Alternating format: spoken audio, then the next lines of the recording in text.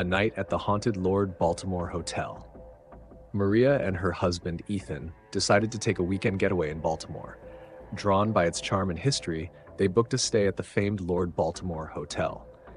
The grandeur of the 1920s architecture promised elegance, but Maria had heard whispers of its haunted reputation.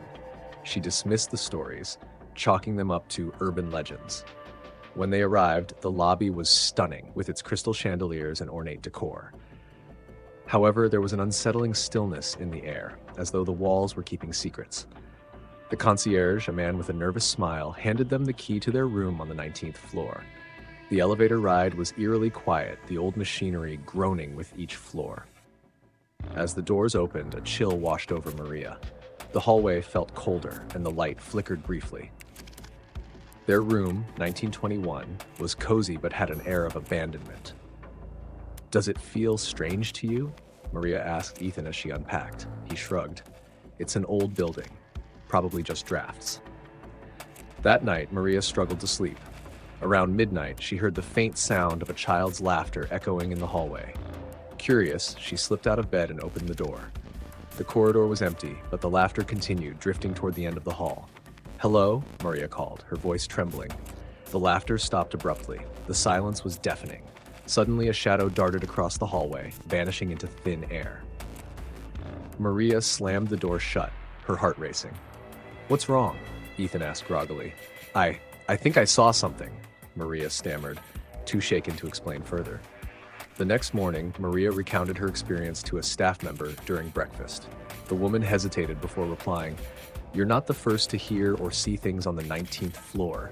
Some say it's the spirit of a little girl named Molly, who died here decades ago." Maria felt a shiver run down her spine.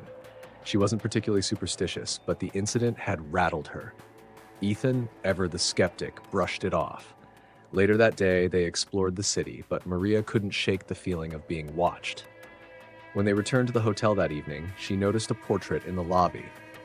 It was an old painting of a young girl with piercing eyes and a white dress. "That's her," Maria whispered, pointing to the painting. "Who?" Ethan asked. "Molly," she replied, her voice barely audible. Ethan laughed nervously. "Maria, you're letting your imagination run wild."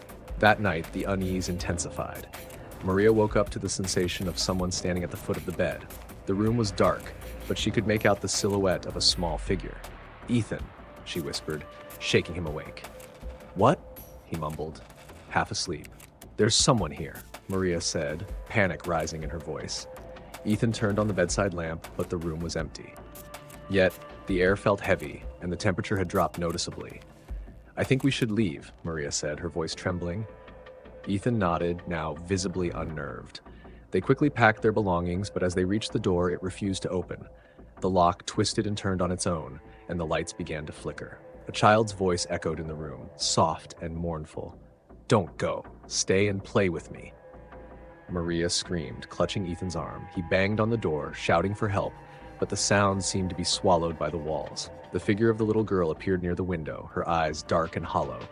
"Please," she whispered, tears streaming down her pale face. Maria and Ethan froze in terror. Then, just as suddenly as it started, the door unlocked, and the room fell silent. Without a second thought, they fled down the stairs and out of the hotel. The concierge watched them leave, a knowing look on his face. "Another restless night on the 19th floor?" he muttered to himself. Maria and Ethan didn't stop driving until they were miles away from Baltimore. To this day, they refuse to speak of that night at the Lord Baltimore Hotel. But Maria still dreams of Molly's sad eyes, wondering what tragedy had left her spirit trapped in that haunted place.